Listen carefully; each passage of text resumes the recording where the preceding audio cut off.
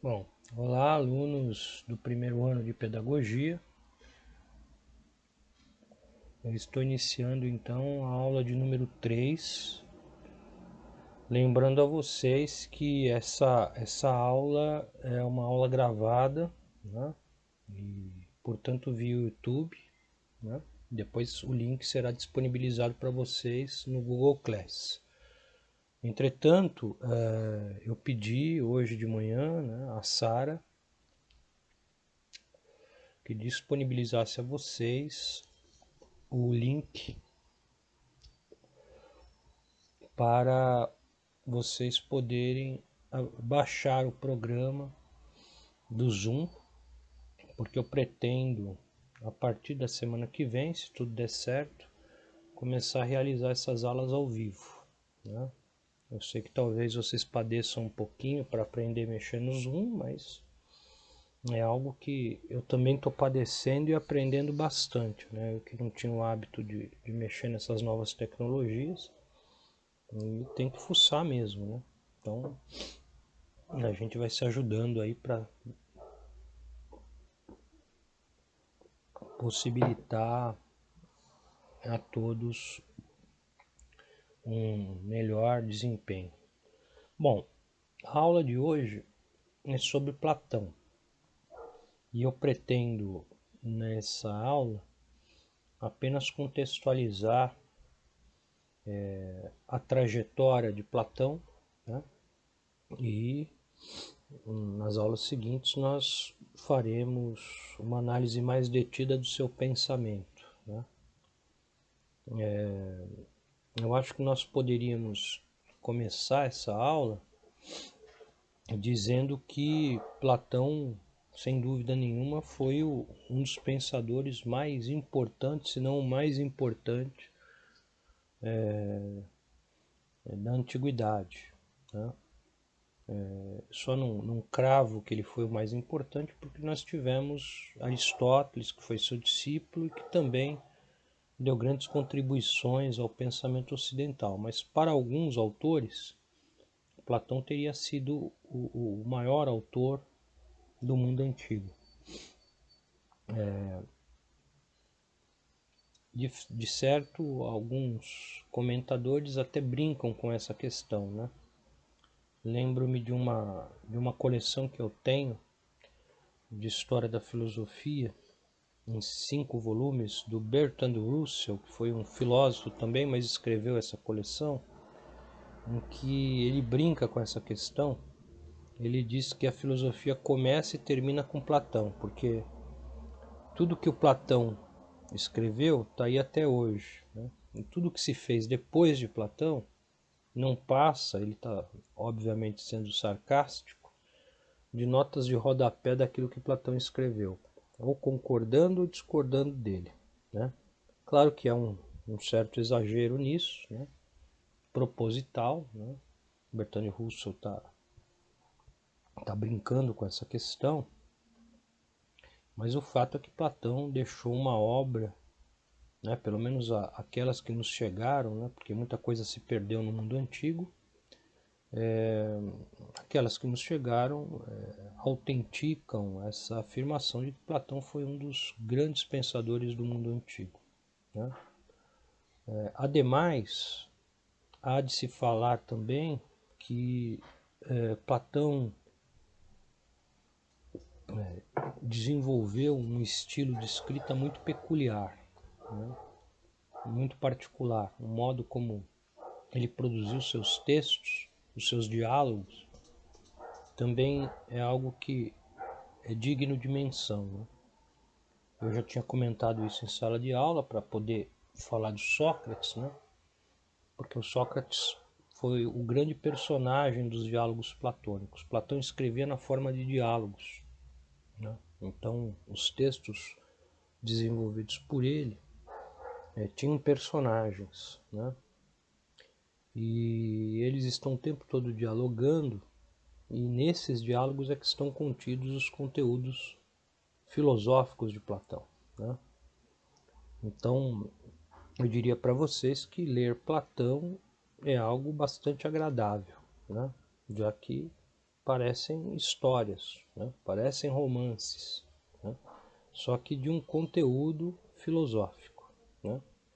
Então, essa intersecção entre a literatura e a filosofia já está presente em Platão, e do ponto de vista estético, os textos platônicos apresentam uma beleza muito particular que nós não encontramos, por exemplo, nos textos maduros de Aristóteles, né? Que são textos que têm um estilo de escrita muito mais rigoroso, muito mais parecido com aquilo que nós chamaríamos hoje de textos científicos, né? Uma linguagem mais árdua, mais precisa, né? Mas menos agradável, sem dúvida nenhuma, né? Então, Platão foi um autor de grande porte, como eu disse, que apresenta seus textos filosóficos nessa intersecção com a literatura, né? E evidentemente ele se torna um autor extremamente agradável no que se refere à maneira como ele apresenta os seus pensamentos. Não é um segredo para ninguém que Platão foi discípulo de Sócrates, né? Até porque nós vimos isso ainda durante as aulas presenciais, né? E o fato de Platão ter sido discípulo de Sócrates, né, fez com que Platão tomasse gosto pela filosofia. É interessante porque Platão ele é oriundo de uma família de aristocratas, né? Nós já vimos o que essa expressão significa quando a gente pensa em Atenas do período clássico. Os aristocratas constituíam a classe dominante da cidade, aqueles que tinham terras férteis, escravos e o domínio político da cidade, né? E portanto Platão vinha de uma linhagem aristocrática, era alguém que não, não, não enfrentou dificuldades financeiras. Inclusive a família de Platão era uma família que historicamente estava envolvida com a política, né? Aliás, essa era uma grande paixão de Platão desde a juventude, né? Só para nós termos uma ideia do envolvimento da família de Platão com a política, cumpre lembrar que um dos seus tios, Crítias, foi um dos 30 tiranos que governou Atenas, né? Naquele período da guerra com Esparta, né? Então, Crítias, tio de Platão, exerceu uma função pública, política, né? Então já fazia parte aí da trajetória familiar de Platão essa relação com a política. Mas é engraçado também porque a gente fala Platão para cá, Platão para lá, né? E a gente pensa que Platão chama Platão, né? Esse se tornou o nome dele, né? Mas na verdade o nome Platão é um apelido, né? O nome real de Platão era Aristócles, não Aristóteles, pelo amor de Deus, não vamos confundir. Aristócles. Platão era um apelido. Por quê? Porque o Platão, até o final da adolescência, né, começo da vida adulta, ele foi atleta, né? A Grécia já realizava jogos esportivos que equivaleriam às nossas Olimpíadas, né? Claro, guardando as devidas proporções. Hoje as Olimpíadas englobam praticamente o mundo inteiro e, né, movimentam aí milhões e milhões e movimentam também a mídia. Claro que não dá para pensar na grandiosidade das Olimpíadas de hoje, dos Jogos Olímpicos hoje, com os Jogos Olímpicos que se realizavam na Grécia. Mas o fato é que Platão foi atleta durante a juventude e ele tinha um porte físico bastante avantajado. E, inclusive, ele, do ponto de vista físico, né, ele tinha os ombros largos, né? Então, nós temos um osso aqui atrás que chama omoplata, E o apelido dele, Platão, veio daí, né? Platão, ou do grego Platon, significa ombros largos, né? Mas o apelido pegou, né? E, evidentemente, ele ficou conhecido como Platão, de modo que poucas pessoas, inclusive, sabem que seu nome verdadeiro era Aristócles, né? Bom, Platão, como eu disse, foi discípulo de Sócrates, e durante esse período é que ele vai tomando gosto pela filosofia. Ele já tinha, de algum modo, passado por outros indivíduos, né, por outros mestres, antes de Sócrates, mas foi com Sócrates, de fato, que ele vai tomar gosto pela filosofia. Inclusive, a influência de Sócrates sobre Platão foi tamanha que, se nós analisarmos todos os escritos de Platão, nós vamos verificar que os primeiros diálogos que ele escreve são ainda muito tutelados, influenciados por Sócrates, né? Tanto é que os especialistas, aqueles que estudam Platão, quando analisam os diálogos de juventude de Platão, os chamam de diálogos socráticos, né? Porque o Sócrates ainda está muito presente nesses diálogos, né? O Platão só começa a se distanciar de fato de Sócrates, da influência de Sócrates, e a escrever, né, aí sim produzir uma filosofia mais autêntica, né, uma filosofia que a gente podia chamar de autoral, nos escritos de maturidade, né? Mas os primeiros escritos ainda são muito influenciados pelos ensinamentos de Sócrates. E nós vimos na última aula que Sócrates passou por um processo de condenação, né? Um julgamento, acusação, julgamento e condenação que resultou em sua morte no ano de 399 a.C., né? Eu não vou aqui retomar essa discussão, é desnecessária, está presente no vídeo anterior, mas o fato é que, com a morte de Sócrates, Platão decidiu realizar uma viagem, né? Sair de Atenas, né? Talvez por duas questões, né? Uma questão, sem dúvida nenhuma, sentimental, pela forma como Sócrates foi morto e pela relação que ele, Platão, mantinha com Sócrates, né? Uma relação discipular, né? Naquele momento. Então a morte de Sócrates o abalou profundamente, né? A gente, inclusive na última aula, citou o diálogo Críton, né? Em que Platão descreve os últimos momentos de Sócrates, e ele chega a afirmar que Sócrates teria sido o homem mais justo que ele conheceu. O fato é que, depois da morte de Sócrates, então Platão fica extremamente abalado em termos sentimentais, psicológicos, né?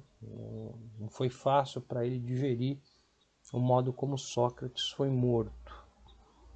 Mas também, e aí vem o segundo ponto, a morte de Sócrates colocava o Platão e os demais discípulos em risco, né? Porque se os inimigos de Sócrates haviam perseguido Sócrates, poderiam também, né, decidir perseguir os seus discípulos. Então, logo depois da morte de Sócrates, Platão deseja e realiza uma viagem, né, saindo de Atenas por um tempo. E essa não foi a primeira viagem que Platão realizou. Platão era um homem muito viajado, era um aristocrata, alguém de uma família que tinha condições materiais, né? E evidentemente que isso lhe possibilitava realizar coisas que, né, outros não podiam fazer. Então Platão era um homem viajado, sabe-se que ele esteve no norte da África, na região do Egito, né, e de Alexandria. Sabe-se que ele viajou um bocado e essa foi apenas mais uma viagem marcada por esse fato triste que foi a morte de Sócrates. E nessa viagem ele decide ir para o sul da Itália, né? Aquela região do sul da Itália, e eu disse isso também em aula,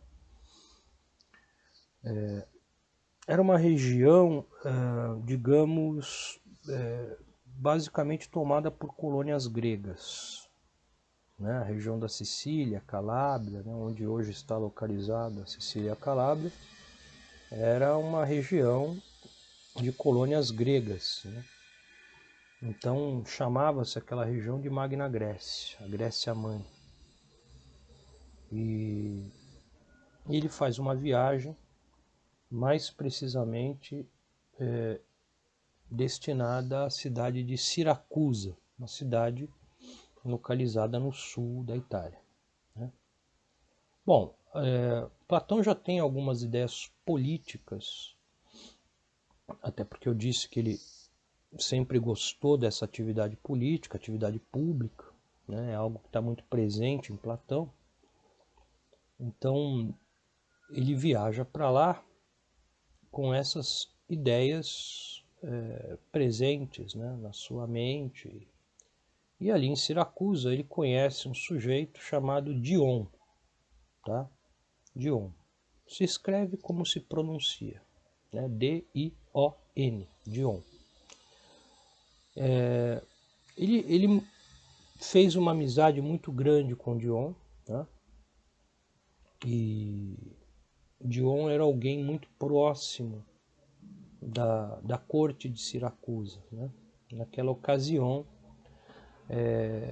a cidade de Siracusa era governada por um sujeito chamado Dionísio I, o Velho, né? Não vamos confundir Dion com Dionísio, são duas pessoas diferentes. Dionísio I, o Velho, era o governante da cidade de Siracusa e Dion era uma pessoa próxima a Dionísio. Mas Platão faz amizade com Dion, até alguns autores dizem que essa amizade foi muito mais profunda do que se imagina, né? Que eles teriam tido um caso amoroso, né? Ou seja, teriam sido amantes, né? Eu citei ainda há pouco Bertrand Russell, né? O Bertrand Russell, no seu livro, fala de correspondências que eles trocaram e correspondências que, pelo menos, deixam em aberto, né? Dão a entender que Platão e Dion realmente foram, né? Formaram ali um par, né? Um casal. E é Dion que vai aproximar Platão de Dionísio, né? Platão já tinha algumas ideias políticas sendo formuladas, né? E portanto, o Dion conseguiu ali arrumar uma espécie de reunião entre Platão e Dionísio I, o velho governante da cidade de Siracusa, onde Platão explicaria a Dionísio I essas ideias políticas que ele pleiteava e efetivamente o Dionísio I poderia aplicá-las à sua cidade. Bom, de fato essa reunião ocorreu, né? Mas Dionísio I, o velho, recusou, rechaçou as ideias de Platão.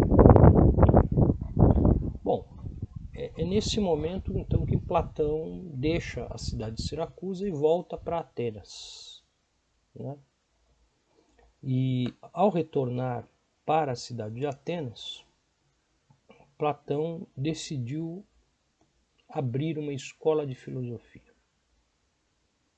Essa escola de filosofia que se tornou a primeira escola de filosofia no Ocidente, né, e que vai funcionar por quase 1000 anos, porque ela é fundada no século IV a.C., por Platão, e ela vai funcionar até o século IV depois de Cristo, né, quando aquela região da Grécia já tinha sido dominada pelo Império Romano.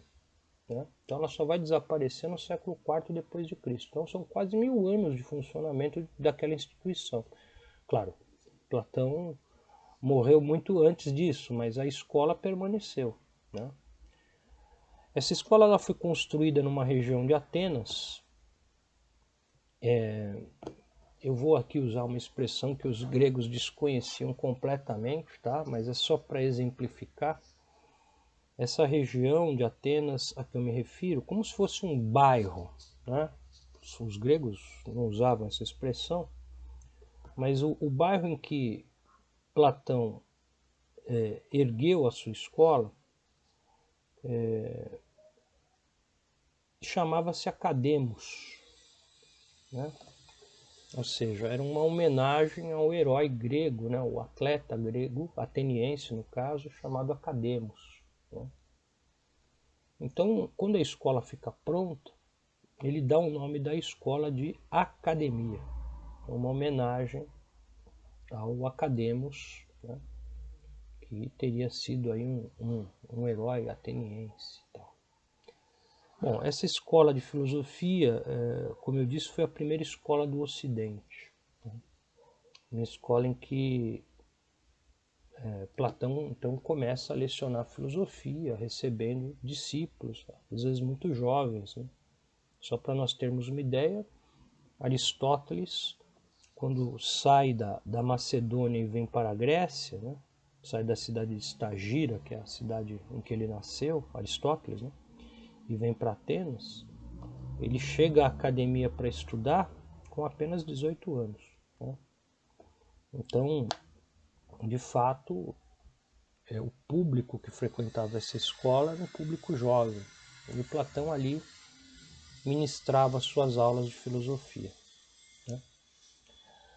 Bom, o tempo passa e Platão recebe uma correspondência de Dion. Né? E nessa correspondência, Dion informava que Dionísio I o Velho havia falecido. Em seu lugar, tomava o poder da cidade um sobrinho de Dionísio I o Velho, né? Que ficou conhecido, começou a ser chamado de Dionísio II, o Novo. Né? Não era filho de Dionísio I, tá? Era sobrinho, mas esse sobrinho, com a morte do tio, assume o poder da cidade de Siracusa. Então, na correspondência que Dion envia para Platão, o conteúdo era mais ou menos esse que eu submeto a vocês agora. Ou seja, olha, o Dionísio I morreu, no lugar dele assumiu seu sobrinho, Dionísio II, o Novo, e talvez, né, agora, você conversando com Dionísio II, você consiga implementar suas ideias aqui na cidade de Siracusa. Né? Então era uma oportunidade para Platão tentar novamente a implementação das suas ideias na cidade, que eu não falei quais são ainda, né? Não vou falar exatamente agora, mas o fato é que Platão então viaja, né? Vai para Siracusa pela segunda vez, dessa vez para conversar com Dionísio II, que havia assumido o poder ali. Bom, Dion arrumou tudo novamente, né, essa conversa entre eles, e Platão explica a Dionísio II as suas ideias políticas, mas esse também rechaça, não aceita as ideias políticas de Platão, que, entristecido, porque era a segunda negativa, né, decide retornar a Atenas e continuar ali as suas aulas na escola que ele havia fundado. Bom, um tempo depois, Platão recebe uma segunda correspondência, e dessa vez não era de Dion, era do próprio Dionísio II. Eu acho que Platão, obviamente, pensou o que todos nós pensaríamos. Né? Se o próprio Dionísio II está me chamando, é porque talvez tenha repensado a sua posição, né?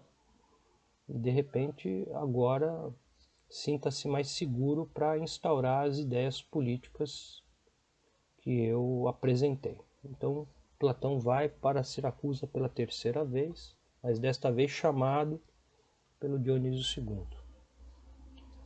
De fato, eles se encontram, né, numa espécie de reunião, né?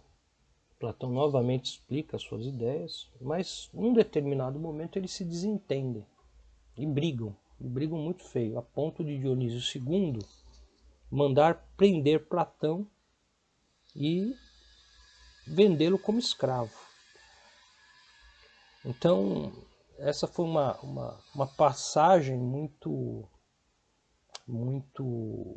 dura da vida de Platão, porque Platão preso por Dionísio II, tornado escravo, estava em uma praça, juntamente com outros escravos, acorrentado, pronto para ser vendido, né, como na condição de escravo. Quando um amigo, por sorte dele, passou por ali e avistou Platão, né, acorrentado juntamente com outros escravos ali, na iminência de ser vendido como um deles, né. Esse amigo, então, gentilmente o comprou para libertá-lo, evidentemente. E Platão retorna a Atenas e, enfim, esquece de vez Siracusa, até porque as experiências que ele teve em Siracusa foram as piores possíveis, e sobretudo essa última, em que ele quase foi vendido como escravo. Depois de um tempo, ele fica sabendo que Dionísio II, o Novo, foi assassinado, e quem estava por trás dessa confabulação contra Dionísio II era Dion. O grupo ao qual Dion era vinculado, né,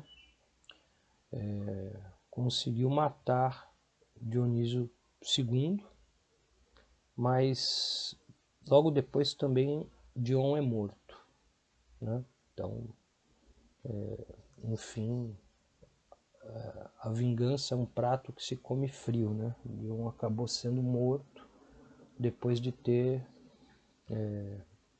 planejado a morte de Dionísio II.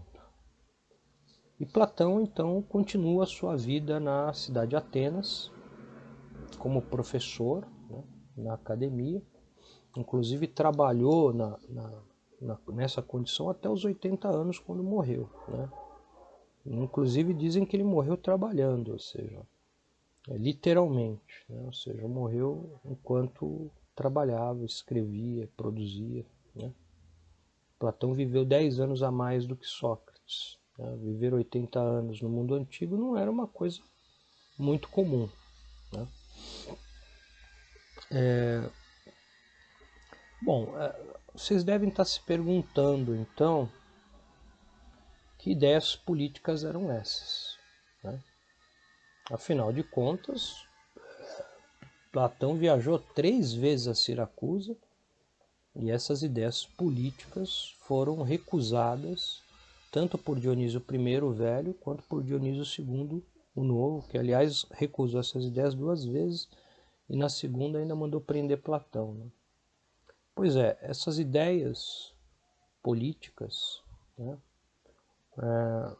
elas estão muito vinculadas também às ideias pedagógicas, educacionais de Platão, né? E a gente tem que ter um certo cuidado para lidar com elas, né? Realmente Platão dispunha de uma concepção de cidade, né? E essa concepção de cidade ela vai estar presente em pelo menos 2 diálogos, né? O primeiro deles, e talvez o mais importante, seja o diálogo à República, né? Que é um diálogo basicamente clássico, né? Eu até estou com um livro aqui, ó. Vou mostrar a vocês. A República de Platão, tá? Então é um diálogo em que Platão propõe pensar, usando Sócrates como protagonista do diálogo, uma cidade justa. Né? Então Platão argumenta, né, que, como um homem viajado que foi, ele conheceu inúmeras cidades, inúmeros sistemas de governo, inúmeras, né, formas de organização política e social, mas por nenhuma cidade pela qual ele passou, ele avistou justiça. Né? Então o propósito dessa obra é exatamente idealizar uma cidade justa. Né? O outro diálogo de Platão que eu me referi, eu falei de dois, é o diálogo político, né? Que também é um diálogo importante de Platão, já da maturidade, né? Platão mais velho, em que Platão também discute, né, as qualidades do político, do governante. Né? Então, essas duas obras, né, em especial, permitem ao leitor de Platão compreender mais ou menos como ele pensa a organização social, como é que ele pensa a organização política de uma cidade, o que ele entende por uma cidade justa. Né? Mas a República se tornou um clássico, né? Um clássico do pensamento ocidental. Sobretudo porque nessa obra nós conseguimos, digamos, encontrar a filosofia de Platão na sua inteireza. Platão ele foi um filósofo importante, sobretudo porque ele desenvolveu o primeiro grande sistema filosófico do Ocidente. O que eu estou chamando aqui de sistema filosófico? O Platão ele desenvolveu ao longo da sua vida inúmeros temas, né? Inúmeras temáticas. Platão falou de política, Platão falou de metafísica, Platão falou de educação, Platão falou de estética, de arte, né? Então, Platão foi um pensador, né, bastante generalista. Ele falou de temáticas muito diversas ao longo dos seus diálogos. Mas se nós quisermos tomar uma obra nas mãos que, de alguma forma, sintetize esse universo tão complexo de temas tratados por Platão, talvez a República seja o diálogo mais indicado. Né? Por exemplo, na República, que é um livro composto por 10 partes, né? 10 livros, os antigos chamavam os capítulos de livros, então eu vou mais uma vez mostrar aqui a vocês. Né? Olha, livro 1, né? Que na verdade é o capítulo 1, né? E ele tem 10 livros, né? Isto é, está organizado dessa forma. Vamos ver aqui que eu vou achar para vocês verem. Ó, o livro 10. Tá vendo?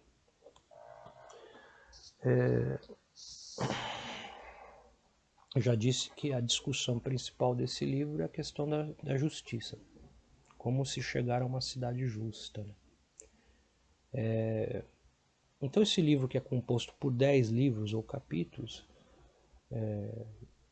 em alguns desses livros a gente consegue verificar, né, as posições que Platão sustentava sobre a política, sobre a educação. O livro 7, que é o mais famoso, ele contém uma boa explicação sobre o que Platão entende por educação. Né? E a gente vai ver, né, não hoje, mas veremos na próxima aula, que eu pretendo já fazer pelo Zoom, tá? Por isso que é importante que vocês baixem o programa, o aplicativo. A gente vai ver que há uma relação entre política e educação no pensamento platônico, né? Ou seja, essas duas dimensões do pensamento de Platão, a política e a educação, estão intersectadas, estão imbricadas, né? Não se desgrudam. né? E também, de certo modo, a metafísica, né? Vocês devem estar achando essa palavra estranha, né? O que é a metafísica? Mas a palavra metafísica a gente poderia traduzir como depois da física, ou além da física, além do mundo material, que é o mundo ideal, o mundo das ideias, né? Que eu vou falar disso também nas próximas aulas.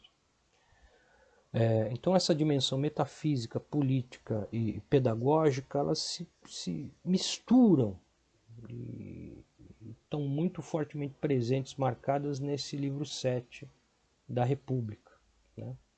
Que eu pretendo então explicar a partir da próxima aula. Então, quando eu ainda há pouco levantei essa questão, né, por que é que recusaram as ideias políticas de Platão, né? Tanto Dionísio I quanto Dionísio II. A recusa talvez esteja relacionada ao conteúdo dessas ideias, né? A maneira como Platão concebe a sociedade, concebe a educação, concebe a política, concebe, né, a metafísica, né? Então essa recusa certamente direciona-se, né, ao conteúdo dessas ideias que Platão defendeu e que estão presentes em especial nesse diálogo, né? Então, nas próximas aulas, o que nós faremos? Nós faremos exatamente isso. Vamos percorrer o pensamento de Platão, começando pela dimensão política e metafísica, né? E depois percorreremos o pensamento de Platão a respeito das questões pedagógicas. Seria conveniente, inclusive, que vocês tentassem acessar o livro 7 da República, né? Isto é, não sei se vocês podem fazer essa procura na internet e tentar aí baixar, né, em PDF o livro 7 da República, que existem várias traduções, né? Ou seja, eu estou usando aqui a edição dos pensadores, existem outras edições, e aí dependendo da edição, da editora, há pequenas diferenças na tradução. Mas a despeito dessas pequenas diferenças, o conteúdo é o mesmo. Existem traduções que são melhores, traduções que são piores, mas de maneira geral a gente consegue pelo menos entender o grosso do pensamento de Platão. Também estou usando como base de apoio para as aulas de Platão esse livro, Platão e a Educação, né, do Jaime Paviani, que é um especialista em Platão, e nesse texto em especial ele apresenta, né, até de uma maneira ampla em outros diálogos também, além da República, o pensamento pedagógico de Platão, né? Não é um livrinho caro, tá? E valeria a pena também que vocês pudessem, né, adquiri-lo, né? Eu comprei pelo estante virtual, não me lembro de ter pagado mais do que R$ 15, né? Então, na aula da semana que vem, nós vamos começar então explicando essas ideias políticas e metafísicas de Platão e vincular, né, também com as ideias pedagógicas de Platão. E assim, quiçá, tentar compreender a maneira como essas coisas estão vinculadas no pensamento dele, né? E certamente ao entendermos esse processo todo, né, vamos descobrir por que é que Dionísio I e Dionísio II recusaram essas ideias, né? A gente vai ver que o Platão dispunha de um posicionamento até bastante exótico, né, sobre como a cidade deveria estar organizada, mas ainda que haja um certo exotismo nisso tudo, o fato é que também há muitas passagens interessantes que nos permitem pensar, né, a relação entre educação e sociedade, né? Por isso que Platão é indispensável num curso de filosofia da educação. Eu me despeço aqui de vocês, lembrando então que vocês devem tentar baixar o aplicativo do Zoom para que as aulas vindouras possam ser realizadas através de videoconferência. Esse mecanismo, né, enfim, essa ferramenta que eu também estou aprendendo a mexer, como os demais professores, é por isso que todo mundo tem que ter um pouco de paciência, né? Esse instrumento, essa ferramenta, ela permite gravar as aulas ao mesmo tempo que elas estão sendo dadas, né, ao vivo.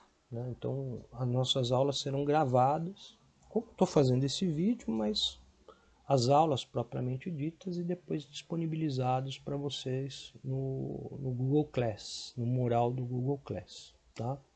Então é por isso que é importante que vocês baixem esse aplicativo para que nós possamos cada vez mais estarmos presentes aqui. Eu gostaria que vocês fizessem a leitura do livro 7 da República. Eu sei que vocês provavelmente apresentarão alguma dificuldade na leitura, né? Vão achar o texto difícil e tudo mais, mas não precisam se preocupar, porque eu pretendo explicar esse texto minuciosamente. Mas uma primeira leitura permite a vocês identificarem algumas coisas, né? Ainda que o entendimento fique prejudicado numa primeira leitura, para quem não tem uma base das discussões platônicas, encarar o texto de Platão de primeira, sem uma ajuda, claro, mas é natural isso, né? Que vocês tenham dificuldade. Depois essas dificuldades serão equalizadas na medida em que as aulas forem prosseguindo, tá bom? Então eu desejo a vocês uma ótima semana. Eu vou tentar postar um texto introdutório para acompanhar essa videoaula e para a semana que vem espero que todos já tenham disponibilizado, né, esse aplicativo para que possamos realizar essas aulas ao vivo, né? E aí fica muito mais fácil de se trabalhar, porque vocês vão poder fazer perguntas, interagir no momento em que a aula está sendo realizada, ou seja, ao vivo mesmo, tá bom? E vamos gravar essas aulas e disponibilizar para que vocês possam assistir depois. Então eu desejo a vocês um bom final de semana, tá? E mais uma vez, obrigado pela paciência e vamos nos ajudando, né, dentro dessa circunstância toda que infelizmente acomete não só o Brasil, mas o mundo, tá bom? E cuidem-se. Então, um abraço a todos.